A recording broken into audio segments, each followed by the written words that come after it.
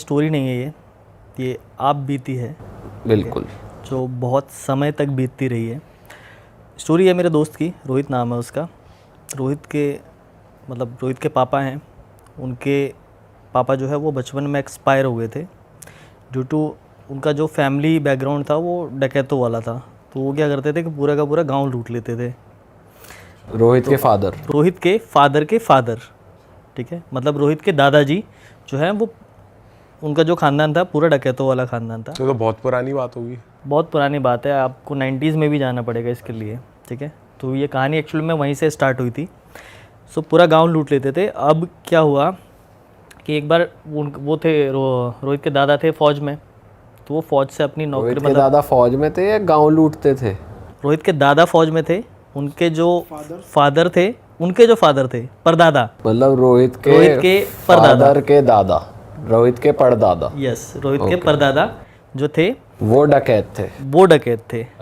ठीक है। उनका काम मतलब एक्चुअल में वो वाले डकैत नहीं थे कि घोड़े पे जाके लूट रहे हैं, लेकिन बस उनका काम यही था कि वो पूरे के पूरे गांव लूट लेते थे, ठीक है। अब क्या हुआ कि एक बार इनकी रोहित के दादा फौज से छुट्टी लेके आए, तो क्या होता है कि इन्होंने प्लान बनाया परदादा ने कि भाई आज हम ये वाला गांव लूटने जाएंगे। अब जब प्लान बना लिया तो इनके दादा को भी क्यूरियोसिटी हो गई, रोहित के दादा को, कि भाई मुझे भी जाना है, क्योंकि फ़ौज में ये सारी चीज़ें कहाँ ही देखने को मिलती हैं। उन्होंने कहा ठीक है भाई चलो, गांव लूट लिया पूरा।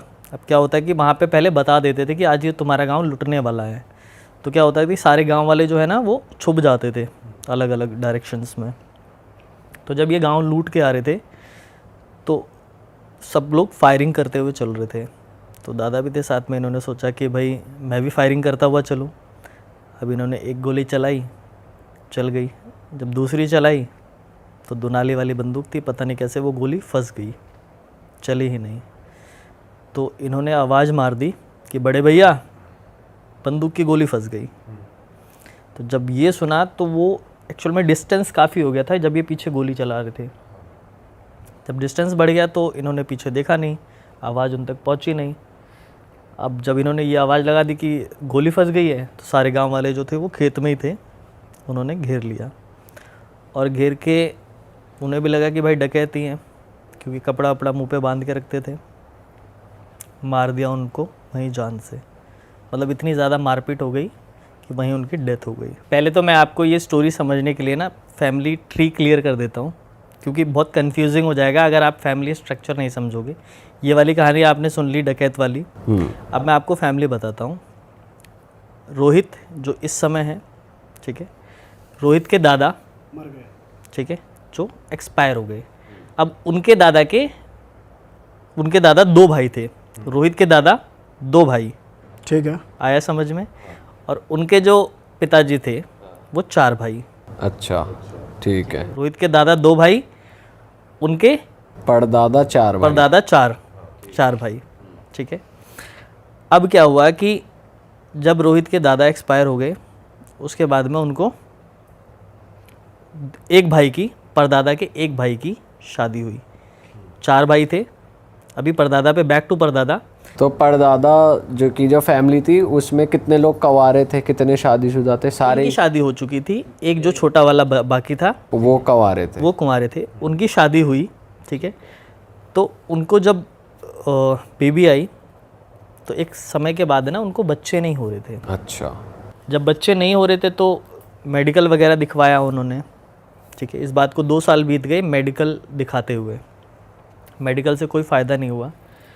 तो इन्होंने क्या करा कि भाई उल्टा रास्ता चुना कि अब झाड़ फूक से ही सही होगा, क्योंकि जब मेडिकल में कुछ नहीं आता है ना तो इंसान झाड़ फूक की तरफ जाता है। तो ये चले गए एक तांत्रिक के पास में। वो बीच के लेवल का तांत्रिक था। एक टोना टोटका वाले होते हैं, एक महाविद्या वाले होते हैं, एक होते हैं बीच वाले जो बेड़ा गर्क करते हैं आपके घर का, ठीक है। उनके पास चली गई तो उसने बताया कि आपकी फैमिली में है ना, ठीक है, मतलब आप 4 भाई थे, आप ही की फैमिली में एक ब्रह्म राक्षस है, ठीक है, जिसकी अकाल मृत्यु हुई है। अच्छा। वो आपकी फैमिली को, वंश को बढ़ने नहीं देगा, ठीक है। तो इसके लिए या तो 2 चीज़ें हैं, ठीक है, आप किसी की बलि दे दो या तो आप भूल जाओ। और ये रोहित के ही दादा है जो ब्रह्म राक्षस है? ये रोहित के ही दादा है, ब्रह्म राक्षस है, क्योंकि रोहित के पापा उस समय 6 महीने के थे। हाँ। बच्चा जब 6 महीने का होता है ना तो माता पिता को बहुत प्यारा होता है, ठीक है। तो उसके लिए उन्हें उसको देखने के लिए कोई भी चाहिए था, क्योंकि रोहित की जो दादी थी वो उसी समय छोड़ के चली गई थी उसे। अब क्या हुआ कि उन्होंने, तांत्रिक ने बताया कि भाई आपको बच्चा चाहिए तो बच्चे के बदले में कुछ ना कुछ तो देना पड़ेगा, चाहे वो किसी का बच्चा हो, आपको देना पड़ेगा खानदान में से। उसने एक्सेप्ट कर लिया कि ठीक है भाई, मैं दूंगी तुझे बच्चा। अब क्या हुआ कि रोहित के दादा जो 2 भाई थे, ठीक है, अब रोहित के दादा जब एक्सपायर हुए तो उनका भाई है ना थोड़ा सा मेंटली अनस्टेबल हो गया, ठीक है, क्योंकि उसको उनका जवान भाई मर गया था, सारी चीज़ें ख़राब हुई। फिर उसकी भी शादी हुई, ठीक है, क्योंकि भाइयों के बीच में 2 साल का गैप था, उसकी भी शादी हो गई थी। उनके 4 बच्चे हुए। अच्छा। उनके 4 बच्चे हुए रोहित के दादा के भाई के। अच्छा, उनके बच्चों में कोई दिक्कत नहीं आई? उनके बच्चों में कोई दिक्कत नहीं आई। ठीक है। 4 भाई हुए, ठीक है। अब जो सबसे छोटा वाला बच्चा था वो थोड़ा सा अच्छा, मतलब जिसे बोलते हैं लाडला बेटा, वो वाला बेटा था। अब इन्होंने इस तरफ जब तांत्रिक से ये चीज़ें पूछ ली तो ये क्या करने लगी कि भाई अलग अलग, कभी इधर टोटका कर दिया, कभी इधर टोटका कर दिया। ये परदादा के भाई की वाइफ है? परदादा के भाई की वाइफ है, ठीक है। टोने टोटके कर रही छोटे है, वाला भाई था। हाँ। ठीक है, टोने टोटके करे जा रही है। अब पूरे गांव में ना टोटल 4 घर थे, तो जब सिर्फ 4 ही घरों पे टोटके हो रहे हैं, ठीक है, तो उन्हें लगता था ना कि भाई कोई पीछे से गांव वाला, ठीक है, कोई यादवों में से होगा, कोई इन्हीं के सुनारों में से परिवार होगा। के घर थे मेनली? 4 ही घर थे, ब्राह्मणों के परिवार के टोटल 4 घर थे, ठीक है। तो उनको नहीं लगता था कि यार अपना परिवार, जब एक ही बाप के बच्चे हैं, ठीक है, तो ऐसा काहे करेंगे। अब उन्हें लगता था कि गांव से कोई कर रहा है, किसी दिन पकड़ लेंगे तो मारेंगे, वो वाला सीन था। लेकिन वो कभी पकड़ में ही नहीं आई। जब किसी के ऊपर टोटका करा जाता है तो उसको पहले अपने उस पे ऊपर है ना बाधित किया जाता है कि वो आपकी बात माने, क्योंकि ऐसे तो कोई आपकी बात सुनेगा नहीं। तो जो सबसे छोटा वाला लड़का था, क्योंकि क्या होता है छोटे बच्चों का ना बहुत इजी होता है उनको कंट्रोल करना, तो उसने क्या करा कि सबसे छोटे वाले पे ना क्रिया करी, ठीक है। क्रिया करने के लिए उसने क्या करा, छोटी वाली जो सरसों है वो आंगन में फेंकी। तो उसमें क्या होता है कि जो ही सबसे पहले आंगन में दाखिल होगा ना उसी के को पकड़ लेगा वो। अब जब उसने क्रिया कर दी तो वो उसके काबू में आ गया। सो इस बात को है ना मरे हुए, उनके दादा को मरे हुए 20-25 साल, 20 साल के करीब बीत चुके थे, ठीक है। अब रोहित के पापा भी जो थे वो 20-21 साल के थे, ठीक है। उनकी भी शादी हो गई थी, रोहित भी पैदा हो गया था, ऑलमोस्ट रोहित 5 साल का था। रोहित के ताऊ थे, उनके भी 4 बच्चे थे। सबसे छोटा वाला बच्चा जो था वो रोहित की एज का था, ठीक है।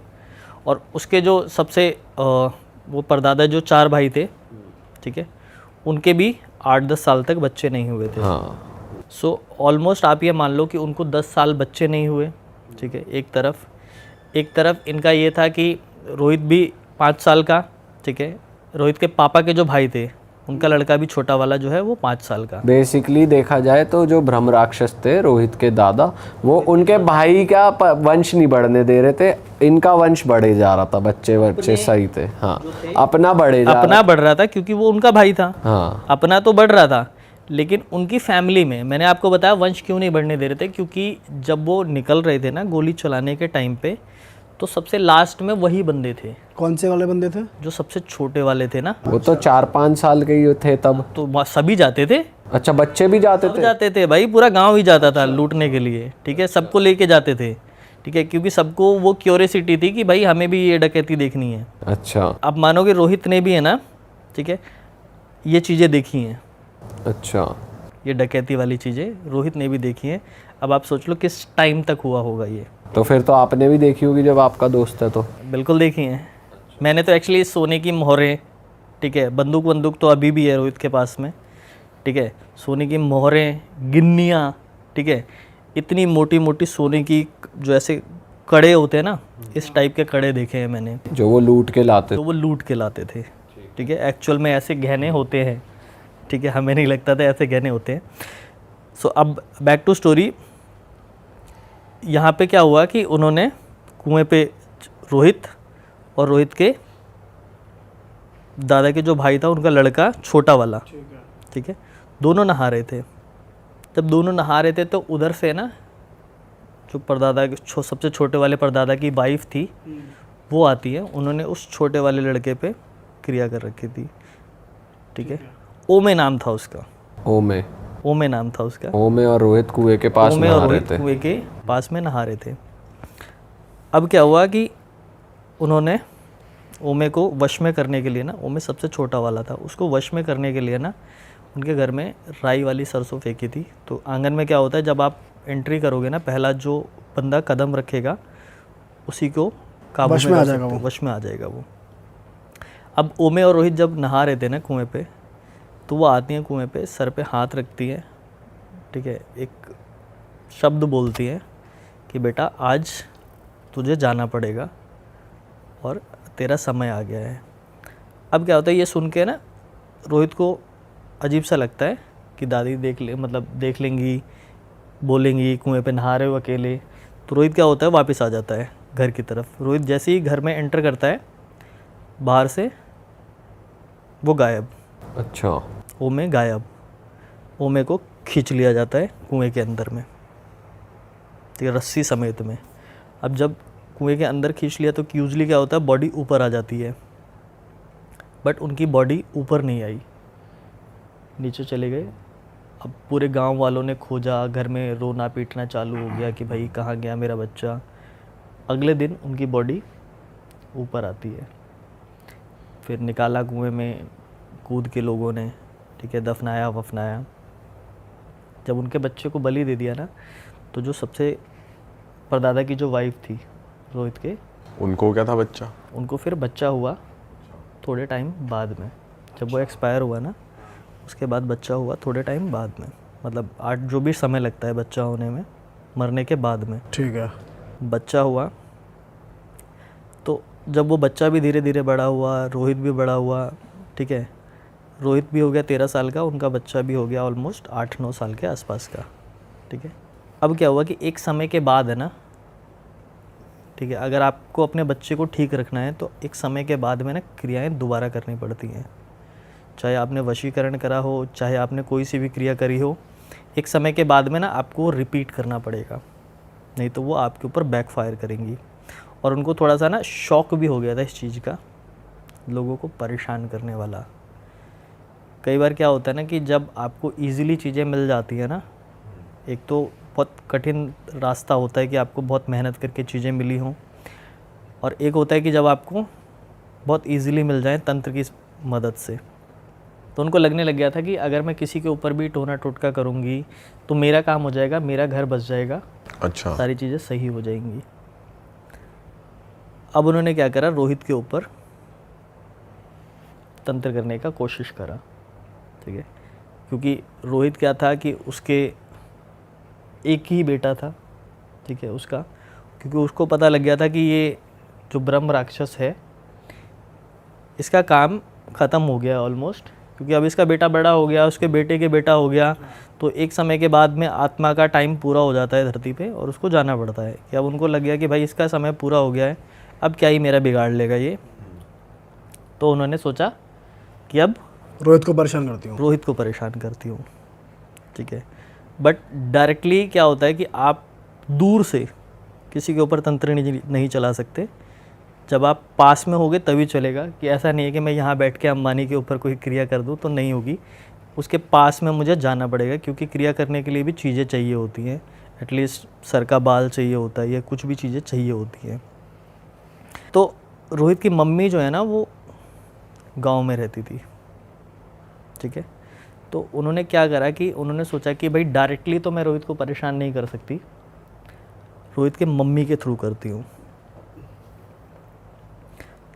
तो उन्होंने रोहित की मम्मी को घर में बुलाया, अपने बात करी। तो रोहित की मम्मी को भी नहीं पता था कि ये कौन ही ध्यान देता है यार कि अपने घर की औरत इन सारी क्रियाओं में रहेगी।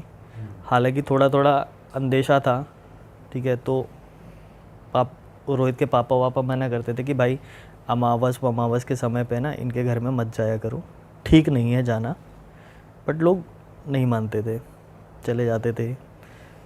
अब क्या करा कि उन्होंने सारी जो उनके पास क्रियाएं थी, ठीक है, वो उन्होंने उतार के अपने ऊपर से हटाने के लिए कि भाई अब मेरा काम हो गया है, ख़त्म करते हैं इसको, उन्होंने डाल दी रोहित की मम्मी पे। कैसे? ठीक है, एक उतारा करना होता है जिसे बोलते हैं वैसे यहाँ की मॉडर्न लैंग्वेज में बोलें तो बोलते हैं शमशान लांग जाना। ठीक है, तो ऐसे ही होली का समय था। ठीक है, तो सबसे पावरफुल होती है होलिका की राख। ठीक है, हमारे यहाँ ना जब होली जलती है तो बहुत टाइम तक जलती है, मतलब 3-3 4-4 दिन जलती है। यहाँ तो क्या हुआ कि आग लगा देते हैं, बस 2 घंटे जलेगी और ख़त्म हो जाएगी। वहाँ पे 4-4 दिन तक होलिका जलती रहती है। ठीक है, तो उसकी राख कहते हैं इतनी पावरफुल होती है कि अगर किसी के ऊपर फूंक दो ना तो वो कंट्रोल में आ जाता है। तो उन्होंने क्या करा कि भाई घर में बुलाया और जो चीज़ें थी, क्योंकि अनजाने में ही करी जाती हैं ये चीज़ें, खाने वाने में मिक्स कर खाने वाने में उन्होंने दे दिया। अब क्या हुआ कि जब रोहित की मम्मी आ गई कंट्रोल में, रोहित की मम्मी के ऊपर ना ये सारी चीज़ें अटैक करने लग गई। ये रोहित के सामने की बात है, मैंने भी देखी है। जब यहाँ वो दिल्ली में वापस आई, ठीक है, तो उनके ऊपर ना बहुत तेज़ी से जैसे दौरे वाले अटैक होते हैं ना, बहुत दौरे वाले अटैक पड़ते थे। मैंने खुद ने देखा है कि उनको ना जब ये सारी चीज़ें आती थी, जैसे उनके अंदर से कोई बोल रहा है, ठीक है, तो वो चिल्लाने लगती थी पूरे कमरे में, पूरा एरिया मतलब ऐसे खौफ में आ जाता था कि भाई क्या ही हो गया है। उनके ऊपर क्या अलग अलग आत्माएं आती थी क्या? उनके ऊपर अलग अलग आत्माएं आती थी। मतलब एक तो क्या होता है ना कि जब आपके ऊपर है ना ऐसी ब्रह्म राक्षस जैसी चीज़ें होती हैं जो आपको परेशान कर रही होती हैं, तो ये क्या करती हैं कि आपको मंदिर में भी जाओगे ना तो मंदिर में इनको फ़र्क नहीं पड़ता। आप ब्रह्म राक्षस को हनुमान चालीसा पढ़ के सुनाओगे, वो सुन लेगा, कोई फ़र्क नहीं पड़ेगा। तो लेके गए, सिद्धदाता आश्रम है फरीदाबाद में, सिद्धदाता आश्रम में भी, वहाँ भी थोड़ी सी चीज़ें ख़राब हुई, वही चिखम चिल्ली वाली।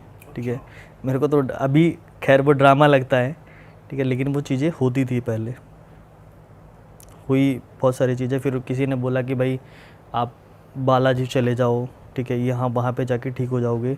लेकिन क्या होता है ना कि जब ब्रह्म राक्षस या ऐसी जिन्नात विन्नात अगर आपको पकड़ता है ना, तो ऐसे मंदिरों में भी ठीक नहीं होते हैं अगर आपको सही सॉल्यूशन नहीं मिलेगा तो यहाँ पे लेके आए, वहाँ पे भी ठीक नहीं हुए। मतलब जाते थे, ठीक हो जाते थे, एक नॉर्मल टाइम तक रिलीफ मिलता था, लेकिन वो फिर से बैकफायर करता था। तो ब्रह्म राक्षस उनको परेशान करने की बजाय इनको करता था परेशान। वही ब्रह्म राक्षस था दादा वाले? नहीं, ये नई एंटिटी छोड़ दी। इन्होंने क्या होता है, जब बलि देते हैं ना किसी की, ठीक है, तो बलि में भी नेगेटिव ऊर्जा जो है वो जागृत करते हैं। ऐसे कोई किसी की बलि थोड़ी ले लेता है। ठीक है, जब बलि देके आप किसी बच्चे को मरवाओगे ना, तो वो बच्चा भी आपके नेगेटिव एनर्जी के कंट्रोल में आता है। ठीक है, अब बहुत सारी आपने आजकल कहानियाँ सुनी होंगी, कच्चा कलवा, ठीक है, कलवा पवन। तो कच्चा कलवा यही होता है कि बच्चा जो होता है, छोटा बच्चा, उसकी जब बलि दी जाती है तो उसको कच्चा कलवा कहते हैं। ठीक है, और ये बहुत ही ख़तरनाक एनर्जी होती है, जिसको अगर आपने कंट्रोल कर लिया तो आप किसी के भी है ना मारण शक्ति वगैरह ये सारी प्रयोग कर सकते हो। अब उन्होंने क्या करा कि रोहित की मम्मी के ऊपर ये सारी चीज़ें करी। मैं एक बार की आपको कहानी बताता हूँ। सामने था मैं, बिल्कुल एकदम से है ना, रोहित की मम्मी बैठी मतलब ऐसे कुर्सी पे बैठी हैं, ऐसे ऐसे ऐसे ऐसे पीछे अपने आप को, जैसे उन्होंने ना कोई खींच रहा हो पीछे की तरफ। ठीक है, हुई और सर ऊपर, ठीक है, और आंखें जैसे होते हैं ना वैसे पूरी पलट जाती हैं, वैसे पलट गई, और वो लंबी लंबी सांसें, ये वाली सांसें। सामने था मैं, तो रोहित ने बोला कि यार गलत हो रहा है ये, ठीक है, किसी को बुला, पापा को फ़ोन कर, कुछ भी कर। ठीक है, तो मैंने बोला भाई फ़ोन कर अपने पापा को। उसने फ़ोन किया अपने पापा को। पापा ने बोला कि ठीक है, मैं शाम को आके देखता हूँ, अभी कुछ मत करना, गंगा जल वगैरह छिड़क दो और नॉर्मल हो जाएंगी।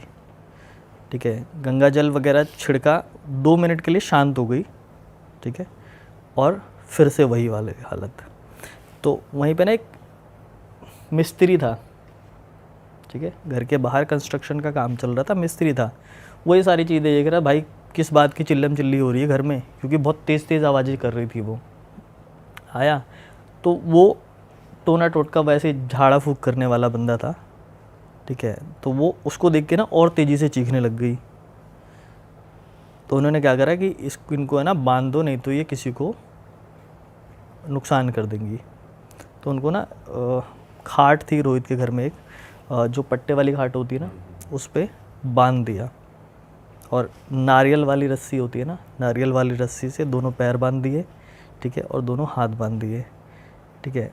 आप नारियल वाली रस्सी तो छोड़ो, आप लट्टू की रस्सी भी ना ऐसे करके तो कभी कोई नहीं तोड़ सकता, चाहे कोई कितना भी जिम कर ले, ठीक है। आंखों देखी बात है मेरी, नारियल वाली रस्सी है ना यूं करके टूटी है, जैसे रेशम का धागा होता है ना, ऐसे करके टूटा है रेशम का धागा। मतलब जान भी नहीं लगाई उन्होंने, हल्का सा जान ऐसे नहीं लगाई, ठीक है। जब एकदम से आते, जब उन्हें कोई बांध देता है ना, तो और क्रोध में आते हैं, ठीक है। ऐसे रस्सी तोड़ी, ठीक है, और एकदम से उठ के बैठ गई, ठीक है, और उसको पकड़ लिया जो वो आया था मिस्त्री झाड़ फूक करने वाला। क्योंकि क्या होता है ना कि जब शक्ति ज़्यादा पावरफुल होती है ना, तो इन छोटे मोटों को समझती नहीं है कुछ। पकड़ा, ठीक है, उसके बाद वो भाग गया, और यह बिल्कुल आंखों देखी बात है, भाग गया। अब इसी के साथ साथ रोहित के ऊपर भी कुछ चीज़ें दुष्प्रभाव करने लग गई थी इसका, ठीक है। रोहित के ऊपर क्या प्रभाव हो रहा था कि जैसे उसको जितनी बार भी मंदिर में लेके जाते थे ना रोहित की मम्मी को, उतनी बार है ना कोई चीज़ें रोहित के ऊपर आती रही। वो भी ऐसे ही रिएक्ट करता था? नहीं, रोहित ऐसे नहीं रिएक्ट करता था, कभी नहीं, ठीक है। रोहित के ऊपर रिएक्शन कब होता था, एक टाइम आता था रोहित का, 1 साल में 20 दिन के लिए। अच्छा। और वो 20 दिन का समय था, जैसे ही पहला दशहरा ख़त्म हुआ, जैसे अभी नवरात्रे चल रहे हैं, नवरात्रे के 9 दिन ख़त्म हुए, विजयदशमी हुई, विजयदशमी के अगले दिन से उसका कालयोग चालू हो जाएगा। हर साल वो उसी टाइम पे? हर साल वो उसी टाइम पे। और होता क्या उसके साथ इस टाइम पे? मैं बता रहा हूँ आपको, जैसे ही वो 20 दिन बीतेगा ना, तो उसके ऊपर है ना, जैसे अभी मैं बिल्कुल नॉर्मल हूँ, ठीक है, बिल्कुल नॉर्मल रहेगा, फिर अपने आप को मारने लगेगा, अपना सर मारने लगेगा दीवार में, ठीक है, अपने आप को नुकसान पहुँचाएगा, अपने आप को मारने की कोशिश करेगा, ठीक है। और अपने आप को मारने की कोशिश वो वहाँ से करी गई थी, एक्चुअल में जो रोहित की मम्मी के ऊपर करा गया था ना, वो था रोहित के लिए, ठीक है, लेकिन रोहित पे अटैक नहीं कर रहा था वो। तो इसलिए जब बिल्कुल पीक समय होता है ना, ये वाला जो 20 दिन होते हैं ना, ये वाले अमावस्या के टाइम वाले, ये बहुत हार्ड दिन होते हैं जब तक दिवाली ख़त्म नहीं हो जाती है। तो इन 20 दिनों में ना उसके ऊपर बहुत ज़्यादा इम्पैक्ट होता था। घर में बांध देते थे, उसको निकलने नहीं देते थे, ठीक है, किसी से मिलना नहीं, कुछ नहीं, नॉर्मल काम धंधा करता है बंदा, बहुत सही है, सारी चीज़ें ठीक है। लेकिन जैसे ही ये 20 दिन आएंगे ना, पागल हो जाएगा, फिर आप उससे मिल नहीं सकते हो, कुछ नहीं कर सकते हो, और उस 20 दिनों के बीच में उसके मम्मी के ऊपर कुछ नहीं होगा। सारा इम्पैक्ट रोहित पे होएगा? सारा इम्पैक्ट 20 दिन में रोहित पे होगा, और 20 दिन जैसे ही ख़त्म होंगे वो फिर से इम्पैक्ट उसके ऊपर आ जाएगा। टाइम बीत गया ऐसे करते करते पूरा, मतलब आप देखोगे ना, रोहित के चिक्स पे निशान है, ऐसे गाल फटे हुए हैं, ठीक है, हाथों में फटा हुआ है, पूरी आप बैक देखोगे ना पीठ पे भी, तो ऐसे ऐसे ब्लैक डॉट ऐसे हो गए हैं उसके चलते। अब चीज़ें इतनी ज़्यादा बिगड़ गई ना कि उन्होंने क्या करा, छोड़ दिया ये सारे कि भाई अब जो होगा गांव जाएंगे। गांव में एक हैं, हम रोहित के गांव में बाबा हैं, बहुत बड़े तांत्रिक हैं, उनके पास में दिखाएंगे, जिन्हें लोग गुरुजी कहते हैं। तो ऐसे ही है ना, उनके घर के बगल में एक बंदा था, यूजुअली ड्राइवर था वो, ठीक है, लेकिन उसको है ना इन सब चीज़ों में बहुत ज़्यादा ज्ञान था। अच्छा। रोहित के लिए तो खैर वो उसने भगवान वाला काम किया, ख़त्म करने के लिए। उसने ऐसे ही देखा, बैठा था नॉर्मली, यूजुअली घर में बैठे रहते, चाय वाय पी रहे होते हैं, और फिर से स्टार्ट हुआ। ठीक है, क्योंकि जब क्या होता है ना कि आप अपने से बड़े चीज़ों को देखते हो ना, तो अटैक होने लगता है। उसने देखा तो उसने बोला कि आप एक काम करो, मेरे घर पे लेके आओ, ठीक है, 3-4 दिन बाद में मैं देखूँगा कि क्या चीज़ है। ये गांव की बात है? ये यहाँ की बात है। अच्छा, ये यहाँ की बात है। उन्होंने तो डिसाइड कर लिया था, क्योंकि यहाँ पे ठीक ही नहीं हो रहा था, ठीक है, कि इसको ठीक करेंगे। तो वही जो मैंने बताया बंदा था, जो ड्राइवर था, यहीं की बात है। और इतने टाइम से जो परदादा के भाई की वाइफ है उस पे कुछ नहीं हो रहा था? वहाँ सब कुछ नॉर्मल था। उसने तो अपनी सारी चीज़ें यहाँ ट्रांसफ़र कर दी थी, ठीक है। रोहित की मम्मी को ही बार बार अटैक पड़ रहा था, ठीक है, या तो रोहित की मम्मी को पड़ता था, नहीं तो 20 दिन के गैप में रोहित के ऊपर होता था। और रोहित सबसे ज़्यादा इन्फिनिटी लेवल एक्चुअल में रोहित के ऊपर था, परेशान, क्योंकि जो एक्चुअल मोटिव था ना उसका, वो उसको परेशान करना था, रोहित को परेशान करना था, रोहित को ख़त्म करना था। जो ड्राइवर था ऐसे ही घर पे चाय पी रहा था रोहित के, तो रोहित ने बोला कि आप मेरे पास आइएगा, ठीक है। ड्राइवर ने बोला? ड्राइवर ने बोला कि आप मेरे पास आना, मैं देखता हूँ एक्चुअल में प्रॉब्लम क्या है। उससे पहले कि आपको एक बात बताता हूँ, रोहित ने अटेम्प्ट टू मर्डर भी उन 20 दिनों के बीच में ट्राई कर लिया था। अटेम्प्ट टू मर्डर कैसे? उसको ना घर के, जैसे आपका घर है, ठीक है, कमरा है, उस पे कमरे में ना, ब्लैंक कमरे में बंद करके रखते थे उसको 20 दिन के लिए, ठीक है। वो जो वाला समय था 20 दिन वाला। और कमरे के साथ में ना, गेट खुलते ही बालकनी है, उसका छोटा वाला भाई खड़ा था, ठीक है। उसको ना खिड़की से ना हाथ डाल के, ऐसी जंगला लगा हुआ था, खिड़की से हाथ डाल के उसका भाई खिड़की के पास खड़ा था। उसने पकड़ा भाई को, हाथ डाल के एकदम से उसको, छोटे वाले भाई को, और छत से फेंक दिया उसने, ठीक है। और उसको ये भी नहीं पता कि जिस भाई को वो इतना मतलब प्यार करता है, वो उसको छत से फेंक रहा है। और उसे होश ही नहीं रहता था उस टाइम पे? याद ही नहीं था उसको एक्चुअल में। उसको उन 20 दिनों में तो याद रहता था जो वो कर रहा है, ठीक है। और ये उसको बहुत खुशी देता था। उसकी सिस्टर थी, ठीक है, वो जब उसने खाना देने जा रही थी, मतलब उसको ऐसे देते थे ना, पागलों की तरह खाना दे रहे हैं ना, कोई पागल खाने में बंद कर दिया तो उसको पागलों की तरह खाना दे रहे हैं। तो जब उसको खाना देते थे ना, तो ऐसे पकड़ाते थे उसको नीचे से, ठीक है। तो सिस्टर ने ना ऐसे हल्का सा गेट खोल के खाना पकड़ाया, उसने हाथ पकड़ा और चेहरा जो होता है ना, यहाँ से यहाँ तक नोच दिया उसने पूरी सिस्टर का, यहाँ से भाई साहब पूरा ये चेहरा फाड़ दिया। और मतलब हाथों में ना उसके, क्योंकि 10 दिन से बंद कर रखा था, उसके नेल्स भी ना बड़े बड़े हुए थे, ठीक है। पूरा चेहरा ऐसे छील दिया। और इसके बाद में ना, मतलब इतनी खुशी से हंस रहा था कि जैसे उसने बहुत अच्छा काम कर दिया हो। उन्होंने बाद में, ड्राइवर ने बोला कि आप आओ मेरे घर में, मैं देखता हूँ। तो रोहित के पापा को बोला कि भाई आप ना एक दारू की बोतल लेके आओ और लड्डू वगैरह, और 21 रुपए का चढ़ावा, ठीक है। तो लेके गए भाई चढ़ावा वगैरह। कहाँ रहता था ड्राइवर? दिल्ली में ही? दिल्ली में ही, उसके घर से थोड़ी सी दूरी पे गए उसके पास में। तो एक्चुअल में ड्राइवर को है ना, उसकी बीवी ने उसकी शक्तियाँ ट्रांसफ़र करी थी। अच्छा। उसकी बीवी थी तांत्रिक, उसने तंत्र छोड़ा तो अपने पति को सिखा दिया था। लेकिन वो लोग यूज़ नहीं करते थे किसी को, ऐसा नहीं है कि वो प्रॉपर प्रोफेशनल तांत्रिक थे, किसी को देख लिया, किसी को ये कर दिया, पैसे ले लिए, वो वाला सिस्टम नहीं था उनका। बट उन्होंने देखा कि हाँ भाई बंदे परेशान, रियल में बहुत ज़्यादा परेशान है, जिसका बच्चा ऐसा हो गया है कि मरने जैसी नौबत आ गई है, तो देख लेते हैं, अगर हमसे हो पाएगा तो करेंगे। उन्होंने गारंटी नहीं लिया था कि भाई हम आपको ठीक करेंगे, उन्होंने कहा था कि भाई अगर हो पाया तो देख लेंगे, नहीं तो राम भरोसे है, जो चल रहा है वो चल ही रहा है। लेके गए भाई वहाँ पे। उन्होंने ना जब उनको बिठाया, रोहित की मम्मी को, ये 20 दिन के बाद वाली की बात है, रोहित की मम्मी को बिठाया। उसके बाद में ना जैसे रोली का ऐसे ना गोल वाला चक्कर बना दिया उनके किनारे किनारे, ठीक है। वैसे दिए भी या नहीं जलाए, सिर्फ रोली का उन्होंने चक्र सा बना दिया कि आप इसी के बीच भीतर में बैठना है आपको। एक बोतल रखी थी, कांच की बोतल थी, ठीक है, उसमें गंगा जल रखा हुआ था, सिर्फ इतना ही था, ठीक है। रोहित के पापा जो दारू की बोतल और लड्डू लेके गए थे वो रखा। उन्होंने जब मंत्र पढ़ना चालू किया ना, ठीक है, सिर्फ एक नॉर्मल, उसके बाद में मंत्र पढ़ना चालू किया, उसने बोला कि पहले दिया जला।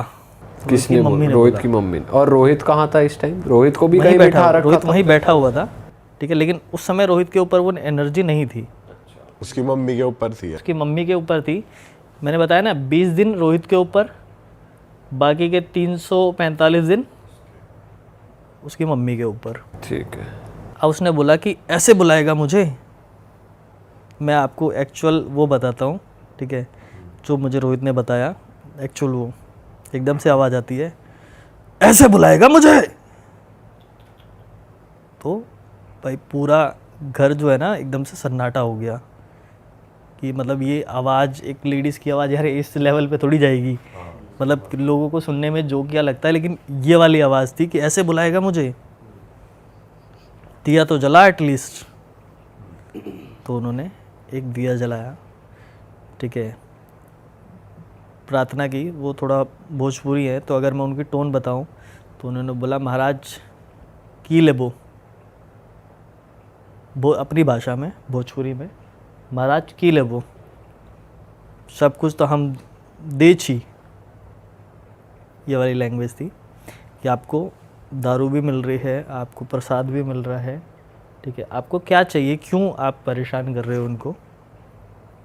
उन्होंने बोला कि मेरा काम है इसके वंश को मिटाना, ठीक है, और अगर तू रोक ले तो रोक ले, ठीक है, नहीं तो मैं उसको लेके जाऊंगी, ये जो बैठा है रोहित को लेके जाऊंगी।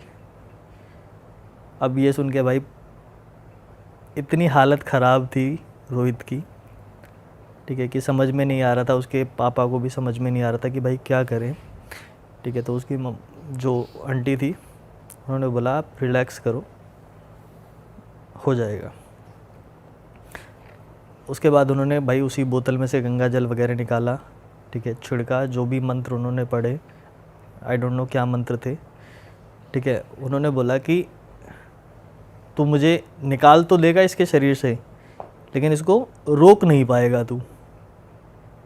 इस वाली आवाज़ में थी, ठीक है, कि तू निकाल तो लेगा मुझे लेकिन रोक नहीं पाएगा। जैसे ही उन्होंने ना ये मंत्र पढ़ा, शांत हो गई, नीचे फेस नीचे चला गया। उन्होंने उसके बाद में ना रोहित की मम्मी की यहाँ पे हाथ लगाया था, ठीक है, लिटरली ब्लैंक हाथ, आंखों देखी बात है, ब्लैंक हाथ, और यहाँ से ऐसे खींचना चालू किया। एक बाल, दो बाल, जैसे किसी ने ना बालों का ना, जब आप किसी के औरत के बाल काटते हो ना तो गुच्छा सा बन जाता है, ठीक है, ऐसे बालों के पेट से बाहर आ रहे हैं। पेट से बाहर आ रहे हैं, अरे ऐसे लटें पेट से बाहर निकल रही हैं, ठीक है। उन्होंने मतलब इतना जो गुच्छा होता है ना बालों का वो निकला, ठीक है। उसके बाद में उन्होंने जो कांच वाली बोतल थी और उसमें डाल दिया जो गंगा जल था। अब सोचो, एक तो पेट से बाल निकला है, ठीक है, गंगा जल में डालते हुए पहली बार आंखों देखी, पानी लाल होते हुए देखा है, पूरा रेड होते हुए, बाल के डलते ही लाल हो गया। बाल के डलते ही पूरा पानी रेड। फिर उन्होंने उस पर कलावा बांधा, ठीक है, गंगा जल की बोतल पे, ठीक है। उनको बोला, उस समय रोहित की मम्मी बेहोश हो गई थी, ठीक है। उन्होंने बोला आप ले जाओ, सोने दो इन्हें, जगाना मत, जब होश में आ जाएं तो ये नॉर्मल ही रहेंगी। अब ये ठीक है। अब रोहित की मम्मी ठीक है, लेकिन उसके बाद की 2 मिनट की कहानी और है, मैं लूँगा। जब उन्होंने उसको कंट्रोल किया ना उस बंदे ने, ठीक है, उसने बोला था कि भाई निकाल तो रहा है मुझे, संभाल नहीं पाएगा। उस बंदे का अगले दिन ही घर से निकलते उसको गाड़ी आई, उड़ा के चली गई। हालांकि वो मरा नहीं, ड्राइवर जो था मरा नहीं, लेकिन जीने जैसी हालत भी नहीं थी उसकी। क्योंकि क्या होता है ना कि उसको एक जगह विसर्जन या किसी चीज़ को, नेगेटिव एनर्जी को स्थान देना होता है, तो उसने उसको स्थान नहीं दिया था, सिर्फ अपने पास रोक लिया था। मरने जैसी हालत हो गई थी, ठीक है। बेचारा 1 आध महीने हॉस्पिटल में, उसके ऊपर दवाएं भी असर नहीं कर रही थी अच्छा। उसी बंदे के ऊपर। फिर उसकी बीवी जो थी एक्चुअल में वो थोड़ी सी जानती थी इन सब चीज़ों को, हालांकि छोड़ दिया था उन्होंने। फिर उसने ले जाके वो चीज़ें जो हैं दफन करी, ठीक है। उसके बाद में वो उसके ऊपर दवाएं लगनी चालू हुई। इस लेवल का तंत्र था, ठीक है। बाद में फिर क्या हुआ कि रोहित को भी ताबीज़ वगैरह दी गई। हालांकि उसके बाद में थोड़े टाइम बाद में ना उसकी बुद्धि भ्रष्ट हो गई थी रोहित की। कैसे? मतलब वो किसी की नहीं सुनता था। वो तंत्र का ही पार्ट था? वो उसी के थोड़ा सा बहुत माइनर इम्पैक्ट था, लेकिन इम्पैक्ट था। बुद्धि भ्रष्ट थी, था नॉर्मली, लेकिन जैसे आप काम कर रहे हो वो नहीं करेगा, नहीं सुनेगा, ठीक है। आप कुछ भी कह लो उसके कान में कोई फ़र्क नहीं पड़ेगा। फिर उसकी मम्मी ने क्या किया, उसके ऊपर वशीकरण करवाया, ठीक है। उसको लॉन्ग, एक नॉर्मल बंदा है यहीं मीठापुरा, आपने सुना होगा, यहाँ पे उसने करके दिया कि कुछ नहीं करना है, चाय में मिला देना, इस लौंग को डाल के और पिला देना। चाय में डाल के पिलाई, उसके बाद में हौले हौले बैक टू द ट्रैक, सारी लाइफ बैक टू नॉर्मल हुई, ठीक है। और आज का समय है, ठीक है, आज के समय में रोहित पे कोई तंत्र नहीं चलता है, ठीक है। लेकिन जो उसके साथ में चीज़ें हुई ना वो बहुत डरावनी थी। और उसके बाद में आज भी जो उनकी दादी हैं जिन्होंने तंत्र करा था, मैं आपको इसके साइड इफ़ेक्ट बताऊँ ना, उनकी फैमिली में कोई मर नहीं पा रहा है। अच्छा। एज हो गई है एक टाइम की, उनकी फैमिली में कोई मर नहीं पा रहा है। वो भी जिंदा है जो उनके हस्बैंड है? मतलब मर नहीं पा रहा इन द सेंस, कहने से मतलब है कि जब आदमी बूढ़ा हो जाता है ना, तो एक होता है कि यार बस अब ये मर जाए, ठीक है। एक होता है कि खाट पे पड़े हैं, ठीक है, कोई देख नहीं रहा, खाट पे ही टट्टी हो रही है, ये सारी चीज़ें हो रही हैं, ठीक है। मतलब ना आप जीवित रहोगे ना आप मरोगे, तड़प रहे हैं, मतलब तड़प रहे हैं। और ये तड़पते हुए आज नहीं 5 साल हो गए, आज भी वही की वही दशा है, ठीक है। ना मर पा रहे हैं ना जी पा रहे हैं। उनके जितने भी बच्चे हुए, अभी रिसेंट में शादी हुई थी, ठीक है, उनके लड़के की, ठीक है, उनके उसके बाद में उनको 3 बच्चे हुए थे, ठीक है। उस टाइम के बाद में जिन्होंने तंत्र करा उनके 3 बच्चे उनके 3 बच्चे हुए थे, ठीक है। अभी रिसेंट की बात है, उनके जो सबसे बड़ा वाला लड़का था, पहला वाला जो उससे तंत्र से हुआ था, उसकी शादी हुई थी, ठीक है। उसकी वाइफ आए हुए 6 महीना नहीं हुआ होगा, ठीक है। जिस कमरे में थी उसी में उसकी वाइफ को एक्सपायर हो गई, उसी में, ठीक है। रात को सोई, सुबह एक्सपायर, ठीक है। और पूरे गले पे है ना, मैं भी चाहता रहता हूँ रोहित के यहाँ पे लाइव देखा था, पूरे गले पे ना ऐसा लग रहा था किसी ने टेटुआ दबा रखा है, और अकेले कोई कमरे में था ही नहीं। और ऐसा लग रहा है किसी ने घोट के मारा है, मतलब गला घोट के। अब जाहिर सी बात है, अगर आप फांसी लगाते हो तो रस्सी के निशान रह जाते हैं, ठीक है। अगर आप किसी का गला घोटोगे तो नाखून के निशान बनेंगे, ठीक है। तो नाखून के निशान तो हैं, किसी ने गला घोटा है, ठीक है, लेकिन फिंगरप्रिंट नहीं है किसी के कि किसने गला घोटा है। और अभी बाकी 2 भाई, उनकी लाइफ नॉर्मल चल रही है? उनकी लाइफ नॉर्मल चल रही है। और इधर रोहित की लाइफ नॉर्मल चल रही है? रोहित की लाइफ नॉर्मल है, अब तो रोहित बिल्कुल मॉम भी सही है, बिल्कुल सब टंच है, मॉम डैड बिल्कुल सही है, सब एकदम टंच। उसके बाद सब कुछ सही चल रहा है, ठीक है। उसके बाद उन्होंने गया वगैरह गए, ठीक है, पितृ शांति वगैरह कराई। जो उनके रोहित के दादा एक्सपायर हुए थे, जिनको गांव वालों ने मार दिया था, उनको शांति वांति कराई। उसके बाद से वो सब सही चल रहा है। लेकिन हाँ, तंत्र अगर आपने करा है, रोहित के ऊपर भी किसी ने रोहित को जवाब दिया था इस बात का कि तुम्हारे घर वालों ने तुम्हारे ऊपर जो वशीकरण कराया है ना, एक समय के बाद तुम्हारे ऊपर ये नेगेटिव इम्पैक्ट करेगा। अच्छा, रोहित पे या उसकी मॉम रोहित पे नेगेटिव इम्पैक्ट करेगा, लेकिन इसके भी काट होते हैं। अगर आपने किसी के ऊपर ये चीज़ें करी हैं तो रोहित के ऊपर वशीकरण क्यों कराया था उसके घर वालों ने? बुद्धि भ्रष्ट हो गई थी ना। तो बुद्धि भ्रष्ट भी तंत्र का पार्ट थी, तो तंत्र ही काटना चाहिए था। उन्होंने उसको शांति तो दिला दी थी, ठीक है, जो भी एंटिटी थी उसको शांत तो करा दिया था, लेकिन उसके दुष्प्रभाव में है ना रोहित की बुद्धि भ्रष्ट हो असर गई। था उसका, फिर भी असर था उसका, बहुत माइनर असर था जिसे कह सकते हो। तो किसी ने बताया कि वो ठीक करने के लिए वशीकरण ही करना पड़ेगा। उसकी मम्मी को लगा, मतलब किसी ने सलाह दे दी कि आप एक काम करो, अब ये चीज़ें करवा लो। आपकी सुनता नहीं है तो आप ये करो। आपकी सुनता नहीं, अब कोई नहीं सुनेगा किसी की तो क्या बोलेंगे कि भाई ज़रा इसके मेरे बेटे को समझा दे। समझाने से भी नहीं मान रहा है तो भाई लोग यही वाला सहारा लेते हैं, नेगेटिव एनर्जी वाला, कि भाई आप वशीकरण करा लो, आप जो बोलो आपकी बात मान लेगा। तो उन्होंने वशीकरण कराया और उसके बाद ठीक भी हुआ। लेकिन अभी रिसेंट की बात मैं अभी बताऊं, ठीक है, 20 दिन पहले की, ठीक है, हम लोग ऐसे ही बात कर रहे थे, पॉडकास्ट कर रहे थे, तो एक पॉडकास्ट में एक बाबा ने देखा रोहित को, रोहित भी मेरे साथ था, रोहित को देखा तो उसको बोला कि भाई तेरा जो ऑरा है ना वो ग्रीन की तरफ जा रहा है, ठीक है, तुझे थोड़े और भी मंदिर वगैरह ये सब जैसे तीर्थ स्थल वगैरह घूमने चाहिए ताकि तेरा जो ऑरा है वो गोल्डन की तरफ जाए। उसने खुद ही बोल दिया था कि तेरे ऊपर वशीकरण कराया हुआ है। अच्छा। अब उस बाबा को कैसे पता, हालांकि मैं इन सब बातों पे बिलीव नहीं करता हूँ, लेकिन हाँ 1-8% होंगे जो सही भी बोल देते हैं। तो उसने बोला कि आप तीर्थ स्थल वगैरह घूमो, नहीं तो 12 साल के बाद में आपके ऊपर इम्पैक्ट करेगा। और ये 12 साल वाली बात याद रखना आप, क्योंकि नेगेटिव एनर्जी कभी भी अगर आपने किसी के ऊपर तंत्र कराया है तो 12 साल बाद वो बैकफायर करेगी आपके ऊपर, हर केस में। चाहे आप कितना भी, अगर आपने किसी का बुरा करा है 12 साल बाद आपको वो वापस मारने आएगी। हाँ भी होएगी, मतलब अगर तुम किसी और पे करोगे तो। ऐसे ही कितने भी आप जितने भी नेगेटिव तंत्र चलाने वाले हैं, नेगेटिव चीज़ें बोलते हैं, क्लेम करते हैं बहुत सारे बाबा कि मैं ये सारी चीज़ें करता हूँ, महाविद्या वाली शक्ति, ये वाली शक्ति, एक समय के बाद में 12 साल के बाद में इन्हीं पे नेगेटिव इम्पैक्ट करती है। आप लिखित में ले लो, कोई भी बाबा मुझे दिखा दो जो सुखी हो। ऑल राइट भाई मज़ा आ गया ये कहानी सुन के तो यार। बट वी होप कि रोहित एकदम सही रहे, परफेक्ट रहे, उसके घर वाले भी एकदम सही रहे। अब तो सही चल रहा है। ये फर्स्ट स्टोरी मेरे को मेरे दिल्ली से एक मेरे सब्सक्राइबर हैं, अभी कुछ ही दिन पहले उन्होंने मेरे को ये स्टोरी भेजी थी, ज़्यादा दिन नहीं हुए हैं, मेरे ख्याल से हफ्ते 2 हफ्ते की बात है। उन्होंने स्टोरी मेरे को भेजी थी और उन्होंने अपना ज़्यादा कुछ पर्सनल डिटेल्स तो बताने को मना किया था, तो मैं बहुत ज़्यादा उनका नाम वाम तो नहीं बता पाऊँगा। लेकिन वेस्ट दिल्ली में उनका घर हुआ करता था और ये ना 2000 के आसपास की बात है।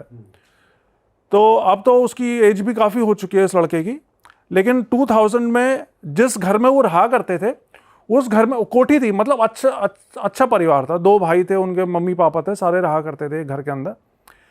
तो सब कुछ अच्छा चल रहा था उनकी लाइफ में। उसके पापा किसी ज़माने में फैक्ट्री में जॉब करते थे, लेकिन फिर उनका कुछ ऐसा इतना अच्छा काम चला उनका कि एक पॉइंट के बाद उनकी अपनी खुद की भी 2-3 फैक्ट्रीज हो गई थी, सब कुछ उनका बढ़िया चल रहा था।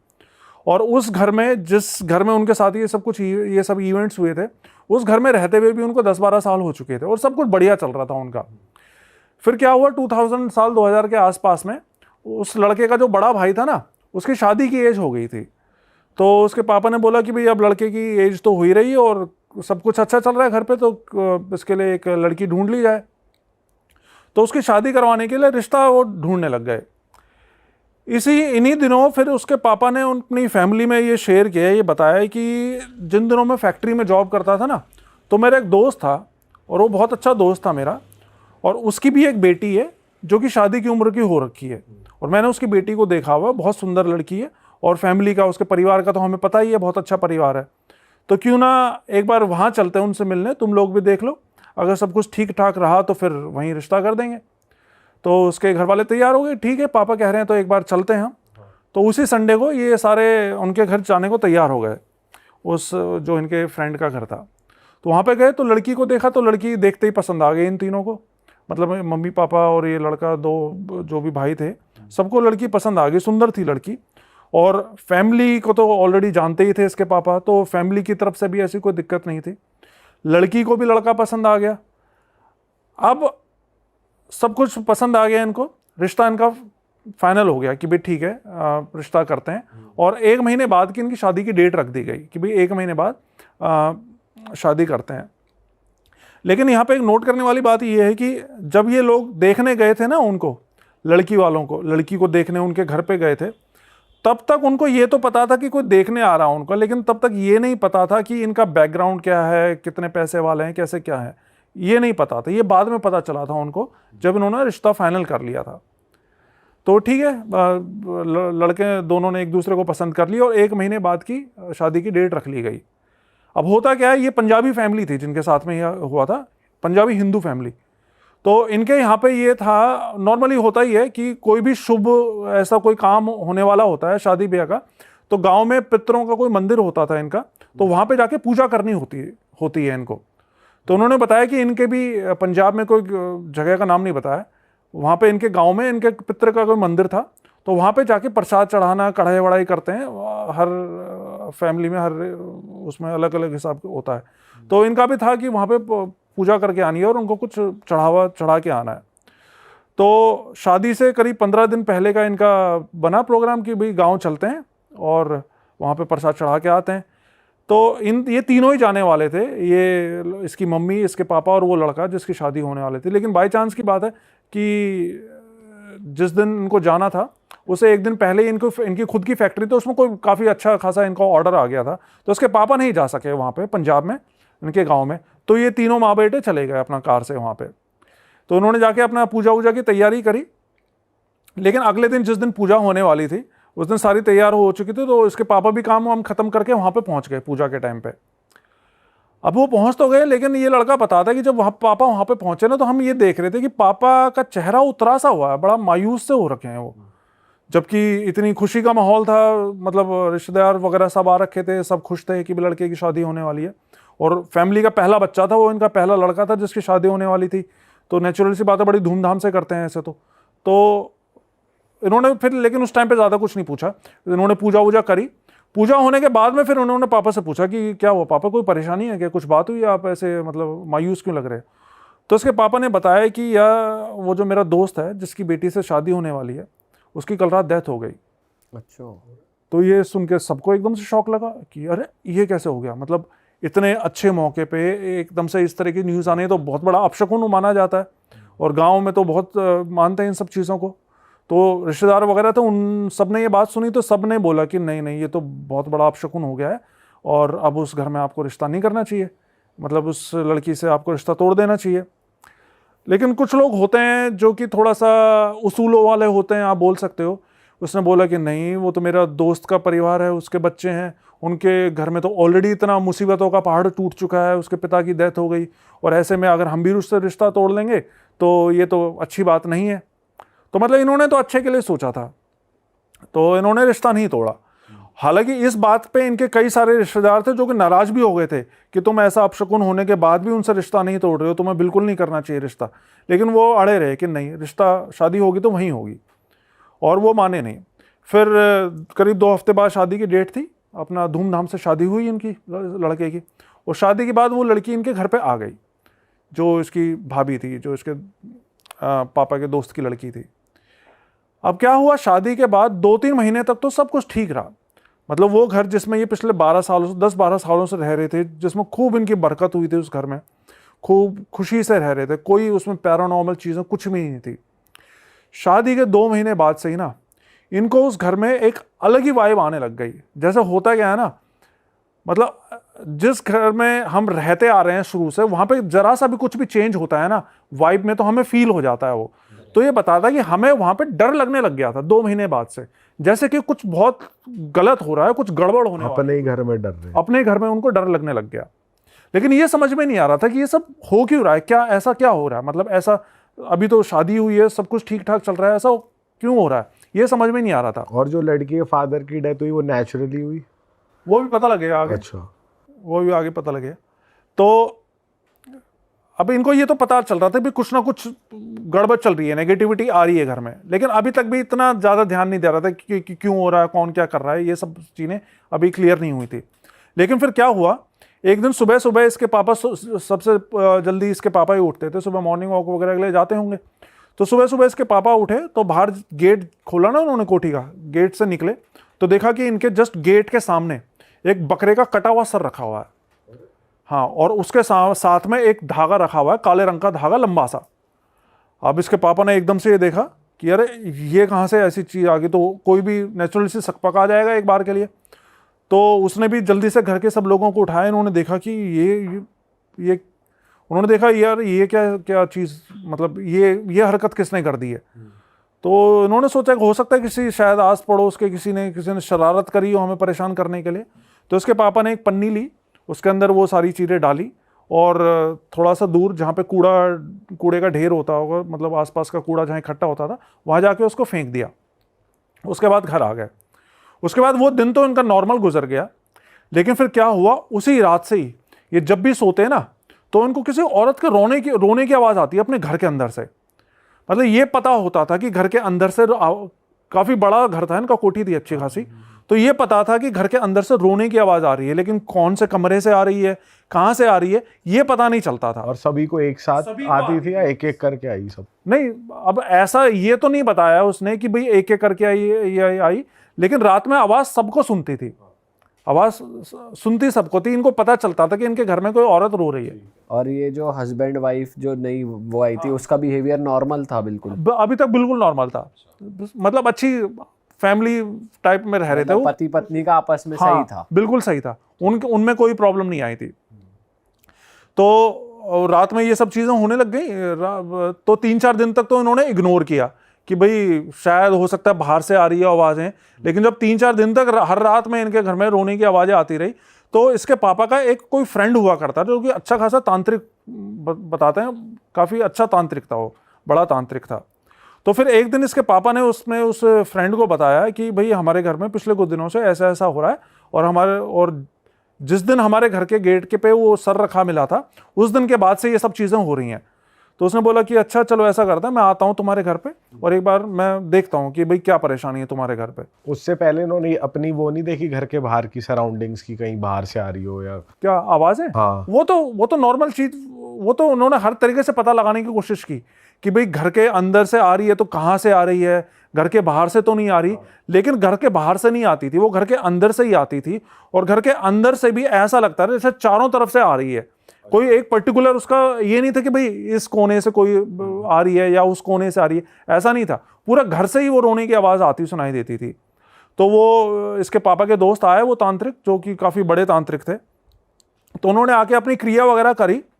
तो उन्होंने फिर इनको बताया कि तुम्हारे घर पे ना एक पिशाच को छोड़ा गया है, और इस पिशाच को सिर्फ तुम्हारी, मतलब ये जो लड़का था, इसकी मम्मी को मारने के लिए छोड़ा गया है।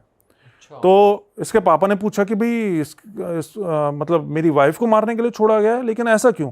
हमने तो कभी किसी का कोई बुरा नहीं किया, और ना मेरी किसी से कोई दुश्मनी है, हमारा तो किसी से कोई लेना देना ही नहीं है, और रिश्तेदारी में भी हमारे सब अच्छे लोग हैं, तो हमारे साथ कोई ऐसा क्यों करेगा? तो उसने बोला कि इसका तो मैं अभी जवाब नहीं दे सकता हूँ, अभी पहले मेरे को क्रिया करके इसको वापस भेजने दो पिशाच को, इसके बाद मैं 2-4 दिन बाद तुम्हें बताऊंगा कि किसका क्या धरा है। तो बोला ठीक है। फिर उसने अपनी क्रिया वगैरह करी, जो भी चीज़ें थी, और उस पिशाच को वापस भेज दिया। और पिशाच को भेजने के लिए कई तरह की चीज़ें भी उन्होंने मांगी थी, मिठाइयाँ, कई तरह की मिठाइयाँ, जो भी नॉर्मल तांत्रिक क्रियाएँ होती हैं, उस तरीके से करके उन्होंने पिशाच को वापस भेज दिया। अब क्या हुआ, ये 3-4 दिन बीत गए। इसके बाद से वो रात में जो रोने की आवाज़ आती थी ना, वो आनी बंद हो गई। अब फिर से पहले जैसा सब कुछ नॉर्मल हो गया। लेकिन फिर 3-4 दिन बाद क्या हुआ, फिर से एक सुबह इसके पापा सो के उठे ना, तो इनका जो दरवाज़ा था, जो मेन गेट, वो खोल के जैसे बाहर निकले तो देखा कि सामने फर्श के ऊपर एक हरे रंग का बड़ा सा कपड़ा रखा हुआ है, और उसके ऊपर मांस के लोथड़े से पड़े हुए हैं, और खून के छींटे पड़े हुए हैं वहाँ पे। तो वो देखते ही ये फिर से समझ गए कि भाई ये तो फिर से किसी ने कोई गड़बड़ कर दी है। लेकिन पिछली बार जो ये तांत्रिक दोस्त आए थे ना इनके, उन्होंने इनको ये बोला था कि भाई तुम्हारे घर पे अगर इस तरह की कोई भी चीज़ दोबारा से हो ना, तो इन चीज़ों को छूना मत तुम, ये छूना ठीक नहीं रहता। तो उसने ना छुआ नहीं, बल्कि पीछे वाले गेट से निकल के अपनी कार लेकर अपने उस दोस्त के पास पहुंचे, और उसको जल्दी से लेकर आ गए अपने घर पे। तो वो इनका वही तांत्रिक दोस्त वापस से आया इनके घर पे, देखा कि भाई वो सब चीज़ें वहाँ पे रखी हुई हैं, तो उसने अपने जो भी क्रिया वगैरह थी, मंत्र वंत्र थे, वो पढ़ने शुरू कर दिए। लेकिन इस बार क्या हुआ, जैसे ही उसने मंत्र पढ़ना शुरू करा ना, उसको खून की उल्टी हो गई वहीं की, अरे भाई साहब, तांत्रिक को। और जबकि वो अच्छा खासा शक्तिशाली तांत्रिक था, उसको खून की उल्टी हो गई, और खून की उल्टी होते के साथ ही वो तो उल्टे पाँव वहीं से भाग गया। उसने कहा कि भाई मैं अभी कुछ नहीं कर सकता हूँ, मेरे को यहाँ से जाना होगा, और वो फिर वहाँ से घर से भाग गया। अब वो चला गया तो वो तो सब चीज़ें वहीं पड़ी थी, मांस के लोथड़े अभी भी घर के सामने पड़े हुए थे। फिर ये बताता है कि इसके पापा ने फिर से एक पन्नी ली, और वो सब चीज़ें उठाई, एक पन्नी में बांध के साथ में जो गंदी नाली थी उसमें फेंक दिया। लेकिन फिर उसी रात को इनके साथ में पता है क्या हुआ, रात में जब ये लोग अपने अपने कमरों में सो रहे थे ना, तो इनको घर के बाहर जो इनका वो तो हॉल था जहाँ पे इनकी सारी डाइनिंग टेबल कुर्सियाँ उर्सियाँ रखी हुई थी, इनके सारी की सारी चीज़ें ऐसे उठ उठ के मतलब ऐसे हवा में उड़ने लगी जैसे कि उठा उठा के उनको पटक रहा हो बुरी तरह, दीवारों से टकराने लगी, चकनाचूर होने लगी, किचन में जितने बर्तन थे सारे इधर उधर होने लग गए। हवा में उड़ रही है सारी चीजें, मतलब चीज ऐसे ऐसे जैसे मैं ये जैसे कप रखा हुआ है, इस कप को मैं उठा के दीवार पे फेंक के मारूंगा ना, तो इस तरीके से हो रहा था जैसे कोई उठा उठा के फेंक रहा है चीजों को। तो ये बताता है कि हमें उस वक्त ऐसा लग रहा था जैसे हमारे घर के अंदर पूरी कोई भूतों की भूचाल आ गया हो। हाँ भूचाल आ गया, भूतों की पूरी फौज घुस गई है हमारे घर में, तो ऐसा लग रहा था हमको। और मदद वाला कोई था नहीं क्योंकि एक वही थे तांत्रिक, और रात में ये मेरे ख्याल से 2-3 बजे की बात है जब इनके साथ में ये सब हो रहा था। तो जैसे तैसे पूरे मतलब एक कमरे के अंदर सारे के सारे दुबके रहे, और फिर जब सुबह दिन निकला ना, फिर इन्होंने जाके हॉल में देखा तो पूरे हॉल का सामान सारा तहस नहस हुआ पड़ा था। तो इसके पापा फिर से उस अपने दोस्त के पास गए क्योंकि इनको समझ में आ गया था कि भाई ये तो कोई बहुत ही बड़ी मुसीबत घर में घुस गई है। तो ये अपने दोस्त के पास गए, तो दोस्त के पास गए तो देखा कि उसकी तो वैसी मरने की जैसी हालत हो रखी थी उसके दोस्त की, मतलब उसकी ऐसी हालत हो रखी थी वो बोल भी नहीं पा रहा था ठीक से। तो इसने अपने दोस्त को बताया सारी सारी बात कि जी हमारे घर में तो ऐसा ऐसा हुआ, हमारा तो सारा सामान तहस नहस हो गया और तुम भी वहाँ से उस दिन भाग गए थे, तो कुछ तो बताओ हमारे घर में ऐसी कौन सी चीज़ घुसाई है, कुछ तो हमारी मदद करो। तो उसने तांत्रिक ने बताया कि तुम्हारे घर में कोई भूत वूत नहीं आया है, तुम्हारे घर में एक सुलेमानी जिन को छोड़ा गया है। एक जिन है, सुलेमानी जिन, हाँ जिन्नात की भी अलग अलग कैटेगरीज होती हैं, उसमें एक सुलेमानी जिन बताया जाता है। जब मैंने ये स्टोरी सुनी थी ना, तब मेरे को एक अलिफ लैला, आपको याद आता हो शायद, हाँ, याद एक होगा, शो एक आता आया था। करता था अलिफ लैला, उसमें हुआ करता था एक कैरेक्टर सुलेमानी जिन। वो सुलेमानी जिन बताते हैं ऐसा कि ये जिन्नों का सरदार होता है और उसमें बहुत बहुत ताकतवर होता है, ये मतलब बहुत शक्ति होती है, इसको हराना बहुत मुश्किल होता है, इसको काबू में करना। तो उसने बताया कि ये सुलेमानी जिन है और इसको कोई काबू में नहीं कर सकता, और ये तुम लोगों की मौत बन के आया है, इसको सिर्फ तुम लोगों को मारने के लिए भेजा गया है यहाँ पे, और इससे अब तुम लोग बच नहीं सकते। तो उसके पापा ने उसको बोला कि भाई मेरे तो बच्चे हैं साथ में, मेरी तो फैमिली है, अगर तुम ही कुछ ऐसे बोलोगे तो फिर मैं कहाँ जाऊँगा। तो उसने बताया कि भाई देखो मैं तो कुछ नहीं कर सकता हूँ, लेकिन चूंकि तुम्हारी पूरी फैमिली की ज़िंदगी का सवाल है तो मैं तुमको एक रास्ता बता सकता हूँ। उसने बताया कि शिमला में एक जगह पड़ती है नालागढ़, और वहाँ पे एक बाबा है जिनको पीपल वाले बाबा करके बुलाया जाता है। तो उसने बोला कि वो एक अघोरी बाबा है, अगर तुम जा सकते हो तो जल्द से जल्द उन बाबा के पास जाओ, अगर तुम्हारी कोई जान कोई बचा सकता है ना तो सिर्फ वही बचा सकता है, नहीं तो तुम्हारा बचना बहुत मुश्किल है। और अगर आने वाली पूर्णिमा या अमावस्या पता नहीं क्या बताई थी, तब तक ये तुम सबको एक एक करके मार डालेगा, क्योंकि इसको ऐसा नहीं है कि तुम लोगों को परेशान करने के लिए या तुम्हारा बिजनेस चौपट करने के लिए भेजा गया है, इसको सिर्फ तुम लोगों को मारने के लिए ही भेजा गया है। वैसे अभी तक किसी फैमिली मेंबर को कुछ वैसे कुछ नहीं अब नहीं, अभी फिजिकल हार्म फैमिली में किसी को नहीं हुआ था, लेकिन वो पहले वाला जो पिशाच था उसके लिए उसने बताया था कि माँ को मारने के लिए भेजा है, लेकिन ऐसा अभी तक सेफ थे, मतलब मरे नहीं थे, कोई भी फैमिली में डेथ नहीं हुई थी। तो उसने कहा कि एड्रेस दिया उसका बाबा का, तो ये लोग उसी शाम को फिर वहाँ पे नालागढ़ जाने के लिए निकल गए। मतलब जो इनका बड़ा वाला लड़का था जिसकी शादी हुई थी कुछ दिन पहले, और इसके पापा, ये 2 लोग गए थे, बाकी इसकी मम्मी और छोटा वाला लड़का और इसकी भाभी, वो तीनों घर पे ही थे। तो रात में ही निकल गए, और अब दिल्ली से तो शिमला जाने में कई घंटे लग जाते हैं ना, तो रात में फिर एक जगह ये लोग थोड़ा सा रेस्ट करने के लिए, कुछ खाना वाना खाने के लिए एक ढाबे पे भी रुके थे। और ये बताते हैं कि इस ढाबे पे ये रुके, खाना वाना खाया, लेकिन उसके बाद जब इन्होंने गाड़ी स्टार्ट करी तो उनकी फिर गाड़ी भी स्टार्ट नहीं हो। मतलब इन्होंने, ऐसा नहीं था कि उस गाड़ी में कोई खराबी थी या कोई पुरानी गाड़ी थी, अच्छी भली गाड़ी थी, चलती कंडीशन में थी, बिल्कुल अच्छे से चला के लाए थे, लेकिन वहाँ पे इनकी गाड़ी स्टार्ट होने का नाम नहीं, मतलब 1 घंटा लग गया इनको, हर तरह की कोशिश कर ली लेकिन गाड़ी स्टार्ट नहीं हो रही इनकी। फिर इसके पापा ने किसी तरह अपने गाड़ी के अंदर हनुमान चालीसा वगैरह लगाई, तो इनकी गाड़ी अपने आप स्टार्ट हो गई। और मतलब ये सुनने में थोड़ी सी फिल्मी बात लग सकती है कि मैं हनुमान चालीसा चला, लेकिन ऐसा होता है, ऐसा बहुत सी स्टोरीज में बहुत से व्यूअर्स ने मेरे को बताया कि ये चीज़ें, जैसे इस तरह के कोई भी भूतिया रास्ते होते हैं ना, कोई भी पैरानॉर्मल एंटिटीज़ होती हैं, तो वो इस तरीके से करती हैं, वो आपकी गाड़ी बंद कर देंगी, बाइक बंद कर देंगी, लेकिन फिर आप कुछ अपने किसी देवी देवता को याद करोगे तो एकदम से छोड़ देती हैं वो चीज़ को, वो स्टार्ट हो जाती है। तो जैसे तैसे फिर इनकी गाड़ी स्टार्ट हुई, फिर ये ऊपर मतलब वो ऊपर की तरफ पड़ता है बताते हैं एरिया, तो ऊपर की पहाड़ों की तरफ जाए। एक तो वैसे मतलब 2000 में तो वहाँ पे इतना अच्छा भाई रोड्स वगैरह नहीं बनी होंगी। तो जैसे तैसे ये पहुँचे ऊपर। तो ऊपर पहुँचने के बाद में मतलब सुबह के 4-5 बज गए थे, दिन निकलने वाला था। फिर एक कोई दुकान वाला था, कोई शायद चाय के खोखे वाला था, उससे उन्होंने पूछा कि भाई हमको जो है पीपल वाला बाबा के पास जाना है। तो उसने बोला कि भाई थोड़ा सा आगे जाके ना वहाँ पे आपकी गाड़ी का रास्ता तो नहीं होगा, आपको गाड़ी खड़ी करनी होगी, वहाँ से आपको पैदल आगे जाना होगा। तो उसने बोला ठीक है।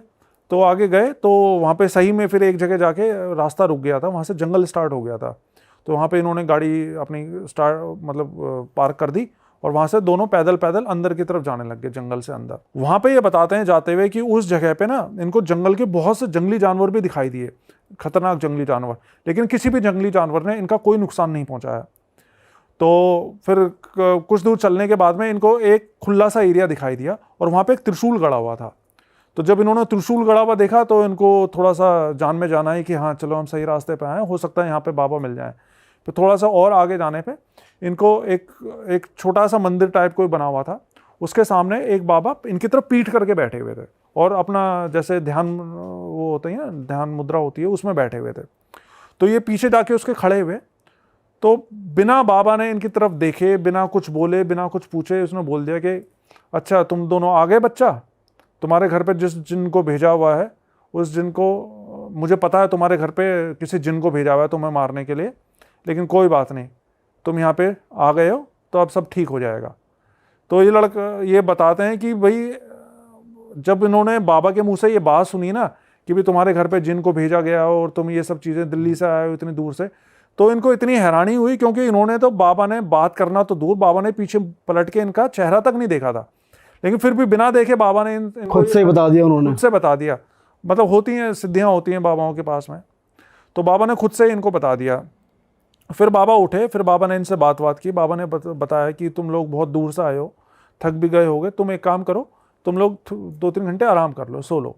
तो वहीं खुले एरिया में कुछ चारपाइयाँ डली हुई थी, तो वहाँ पे ये लोग दोनों बाप बेटे वहाँ पे सो गए 2-3 घंटे के लिए। बाबा ने बोला था तुम सो आराम कर लो, तब तक मैं कुछ तैयारियाँ कर लेता हूँ। तो वहीं पर ही पास में कुछ हवन कुंड वगैरह बना था, तो बाबा वहाँ पे हवन कुंड में तैयारी करने लग गए। फिर करीब 3 घंटे बाद इनकी आँख खुली, तो इन्होंने देखा कि बाबा उस हवन कुंड के आगे बैठ के ना कोई किसी तरह की कोई क्रिया कर रहे हैं, और क्रिया करते हुए ऊपर आसमान की तरफ देखते हुए बातें कर रहे हैं उससे। मतलब बातें जैसे हम नॉर्मली अभी बातें कर रहे हैं ना, इस तरीके से बातें कर रहे हैं, लेकिन वो जिस लैंग्वेज में बात कर रहे थे ना, वो लैंग्वेज कोई ऐसी थी जो कि समझ में नहीं आ रही थी। वो कह रहे थे हमें नहीं पता चल रहा था बाबा क्या बोल रहे हैं, किस लैंग्वेज में बात कर रहे हैं, लेकिन वो किसी से बात कर रहे थे आसमान में देखते हुए। फिर बाबा ने उसको बताया, इनको बताया, अपने पास बिठाया, इनको बताया कि मुझे पता है तुम्हारे घर में किसी बहुत ही शक्तिशाली जिन को भेजा गया है, और मैं चाहूँ तो उसको अभी के अभी बांध के यहाँ पे बुला सकता हूँ, उसको यहाँ पे पेड़ पे बांध सकता हूँ अभी के अभी, लेकिन उसको पकड़ने से, उस जिन को पकड़ने से तुम्हारी समस्या का समाधान नहीं होगा, क्योंकि इससे पहले तुम्हारे घर में पिशाच को भेजा गया था, अब जिन को भेजा गया है। अगर इस जिन को मैं पकड़ भी लूँगा तो हो सकता है 10 दिन बाद कोई नई चीज़ भेज दी जाए। तो ये तुम्हारी समस्या का इलाज नहीं है, तुम्हारे घर का पक्का इलाज करने के लिए मुझे तुम्हारे घर पर ही जाना होगा। तो उसके लिए तुम एक काम करो, तुमको मैं कुछ चीज़ देता हूँ, ये चीज़ें अभी फ़िलहाल अपने साथ लेकर जाओ और मैं तुमको तुम्हारे घर पर ही मिलूँगा। तो उन्होंने बोला ठीक है बाबा, आप बताइए क्या क्या करना है हमें। तो बाबा ने इनको धागे दिए, काले धागे, 2 काले धागे दिए, बोला कि अभी जाते हुए ना दोनों एक एक अपनी जेब में रख लेना, और कुछ थोड़ी सी राख दी उसको, जिसको भभूत बोलते हैं हवन की, कि ये साथ में अपनी गाड़ी में रख लेना, इससे तुम्हारी गाड़ी बंद नहीं होगी रास्ते में। तो उन्होंने बोला ठीक है। लेकिन जाते हुए उसके पापा ने फिर से पूछा बाबा से कि बाबा हमारी तो किसी से कोई दुश्मनी नहीं है, ना हमने किसी का कुछ बुरा किया, किसी का कुछ बिगाड़ा, तो हमारी जान के पीछे कोई क्यों पड़ा हुआ है। तो बाबा ने बोला कोई बात नहीं, फिक्र मत करो बच्चा, तुम्हारे सारे सवालों के जवाब मिल जाएंगे, मैं तुम्हारे घर पे आऊँगा, उसके बाद तुम्हें सब सवालों के जवाब मिल जाएंगे। तो इसके बाद सुबह सुबह का ही टाइम था, वो ज़्यादा देर नहीं हो रखी थी। तो वहाँ से निकले घर के लिए, और शाम के टाइम पे जब ये पहुँचे घर पे, तब तक अंधेरा होने वाला था। तो जब ये पहुँचे ना घर पे अपने, तो देखा कि जो इनके घर के सामने एक पार्क था, तो वो बाबा ऑलरेडी उस पार्क में बैठे हुए हैं। अच्छा, इनके पहुंचने से हाँ, पहले। इनके पहुंचने से पहले। तो ये देख के इनको और हैरानी हुई कि अरे ये बाबा, मतलब बाबा ने इनका एड्रेस नहीं पूछा था, बाबा ने सिर्फ ये बोला था तुम पहुंचो घर, मैं तुम्हें तुम्हारे घर पर ही मिलूंगा। और बाबा इनके पहुंचने से पहले ही इनके घर पे पहुंच गए। तो वाकई में कोई बहुत ही सिद्ध बाबा रहे होंगे। तो फिर इन्होंने देखा कि बाबा तो वहीं पार्क में बैठे हुए हैं, तो उन्होंने बाबा को पूछा, अरे बाबा आप यहाँ पे कैसे पहुँच गए? बाबा ने बोला, कोई बात नहीं बेटा, मैं तुम्हारे लिए ही आया हूँ, चलो अब तुम लोग घर के अंदर जाओ, लेकिन अंदर जाने से पहले ये धागा और ये भभूत मेरे को वापस कर दो।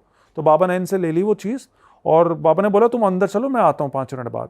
फिर ये सारे दोनों अंदर गए। तो अंदर जाके ये बताता है कि सिर्फ पापा ने देखा कि भाई मेरा छोटा बेटा और जो है बहू और वाइफ बिल्कुल ठीक है, क्योंकि डर तो रहता ही है कि भाई कहीं हमारे पीछे से उनके साथ में कुछ ऐसा ना हो गया। तो उसने देखा कि भाई तीनों बिल्कुल ठीक हैं, सही सलामत है, तो थोड़ा सा उनको और जान आई उनकी। फिर 5-10 मिनट बाद वो बाबा आए इनके घर पे। बाबा ने उनसे बोला कि एक काम करो, सबके सब मेरे सामने आके खड़े हो, तुम्हारे जितने भी परिवार के लोग हैं। तो सबके सब इनके सामने आके खड़े हो गए। फिर बाबा ने इनकी बहू से पूछा कि वो सामान कहाँ है जो तेरी माँ ने तेरे को दिया था? अच्छा, हाँ ऐसे ही डायरेक्ट कि वो सामान लेकर आ जो तेरी माँ ने तेरे को दिया है। तो इसकी बहू एकदम से सकपक आ गई कि नहीं, मेरी माँ ने कौन सा सामान दिया है? मेरी माँ ने तो कोई सामान नहीं दिया, मेरी माँ से तो मुझे मिले ही इतने दिन हो गए। तो बाबा ने बोला, अच्छा ऐसी बात है, ठीक है। तो जो भी ये चीज़ कर रहा है ना इस घर के ऊपर, वो अभी 5 मिनट के अंदर यहाँ पे या तो पागल हो जाएगा या मर जाएगा। बाबा ने ये गुस्से से बोला उसको। तो बाबा की बात सुन के वो ऑर्डर गई, वो बोली कि नहीं बाबा, नहीं ऐसी बात नहीं है, मुझे अभी अभी याद आया कि कल रात को मेरी माँ आई थी मेरे से मिलने के लिए और वो कुछ सामान देकर गई है मेरे को। तो बाबा ने बोला, अच्छा जा लेकर आ वो सामान, क्या है सामान, लेकर आ। तो वो अंदर गई अपने कमरे में, अलमारी से एक पोटली निकाल के लेकर आई, हरे रंग की पोटली। तो बाबा को वो पोटली दी, तो बाबा ने वो खोली पोटली, तो उसके अंदर से 7 लौंग और कुछ सिंदूर और इस तरह की चीज़ें कुछ निकाली। फिर बाबा ने जब वो चीज़ें निकाली ना, फिर बाबा ने उसके ऊपर चिल्ला के बोला कि क्यों मारना चाहती है तू उन लोगों को, बता। तो तब तक तो इन लोगों को यकीन ही नहीं हो रहा था कि भाई हमारी बहू ऐसा कर रही है। लेकिन फिर इसकी बहू ने अपने मुंह से सारी बात बताई इनको। इसकी बहू ने बताया कि मेरी माँ जो है वो तांत्रिक के चक्कर, इन सब बाबाओं के चक्कर लगाती है, बहुत सालों से लगाती आ रही है। तो जब ये रिश्ता हमारे पास में आया और हमें पता चला कि ये लोग इतने पैसे वाले हैं, तो मेरी माँ के और मेरे मन में लालच आ गया। तो हमने सोचा कि शादी के बाद अगर ये लोग मर जाएं तो इनकी सारी प्रॉपर्टी हमारी हो जाएगी। और ये सोच के मेरी माँ ने इनके ऊपर में ये सब चीज़ें करवाना शुरू कर दिया।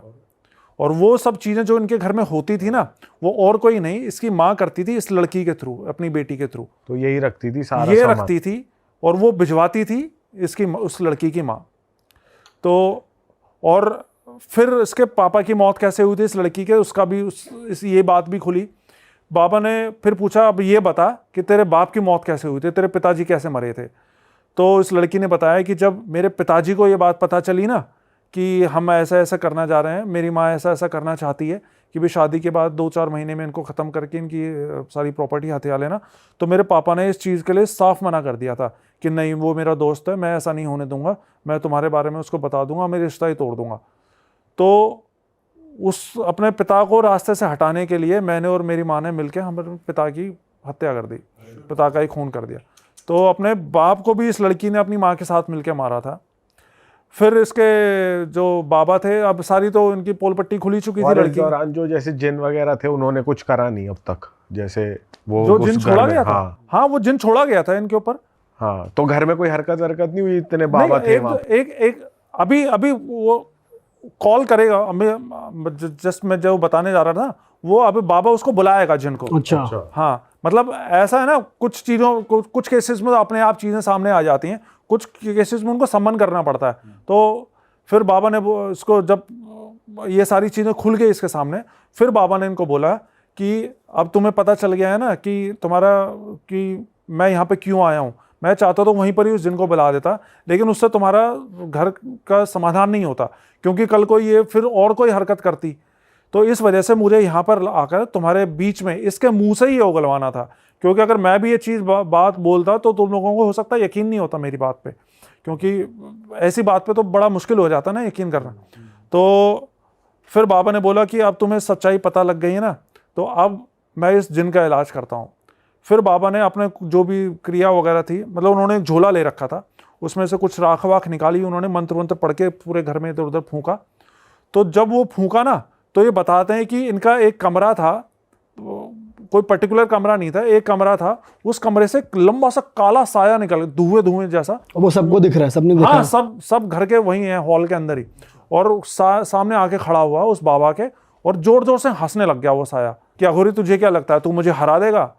मैं सुलेमानी जिन हूँ, सुलेमान नाम है मेरा, और ये सब कुछ छोड़ छाड़ के यहाँ से चला जा, नहीं तो हो सकता है इस फैमिली से पहले तेरी जान मुझे लेनी पड़ जाए। तो वो बाबा को ही धमकी दे रहा है उल्टा, मतलब डरने के बजाय।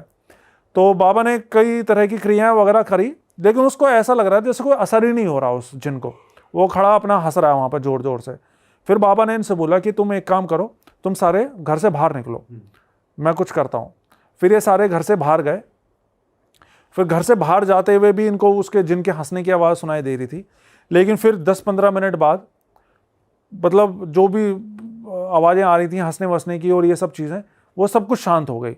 और फिर दरवाज़ा खुला और वो बाबा बाहर निकल के आए। तो ये बताते हैं जी कि जब हम बाहर खड़े हुए थे तो हमें यही लग रहा था कि कहीं बाबा के साथ ही कुछ गलत ना हो जाए, कि इतना ताकतवर जिन है। लेकिन जब दरवाज़ा खोल के बाबा बाहर आए तो थोड़ा सा हमारी भी जान में जान आई कि चलो सब कुछ ठीक हो गया है। फिर बाबा ने इनको बताया कि मैंने उस जिन को पकड़ लिया है, लेकिन मैंने उसको मारा नहीं है, मैंने उसकी जान बख्श दी है, इस शर्त के ऊपर कि जिसने उसको भेजा है वो उसी की जान लेगा।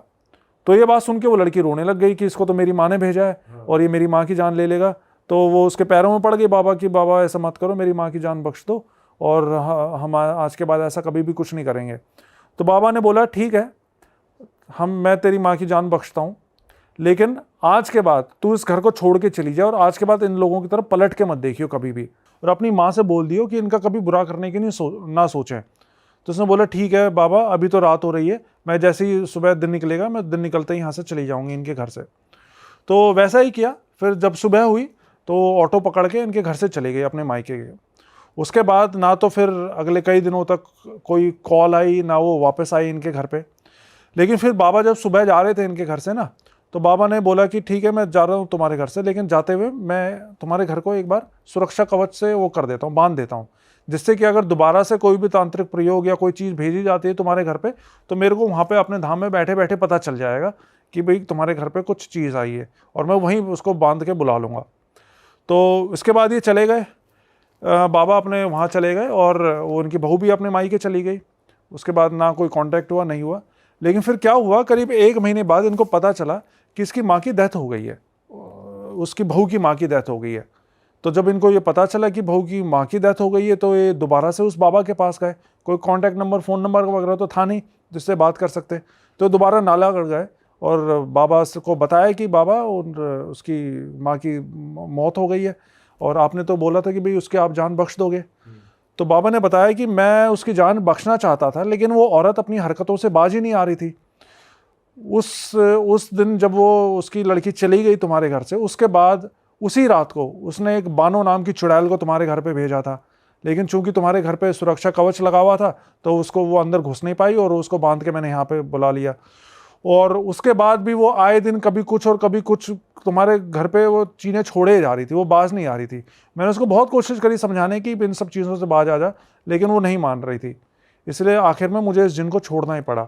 और जैसे कि इसने वादा कर रखा था जिन ने कि जाते ही उसी की जान लेगा जिसने इसको भेजा है, तो इसने सबसे पहले उसी की जान ले ली। तो ये थी ये पूरी स्टोरी। सिर्फ लालच की वजह से वो, मतलब अच्छा भला करते हैं लोग ऐसे लालच की वजह से। भाई वैसे ही सब कुछ तो था ही, उसके बाद शादी तो हो ही गई। शादी हो गई थी, वो उस घर में ही आ गई थी, मालकिनी थी वो एक तरीके से घर की। बट उसके माइंड में ये था ना कि सारी प्रॉपर्टी मेरी हो जाए, इन सभी को निपटा दूं, सब कुछ ही मेरा हो जाए, मैं ही मालकिन बन जाऊं, कोई पूछने वाला ही ना हो सब कुछ। लेकिन वही ना लालच का बुरा नतीजा।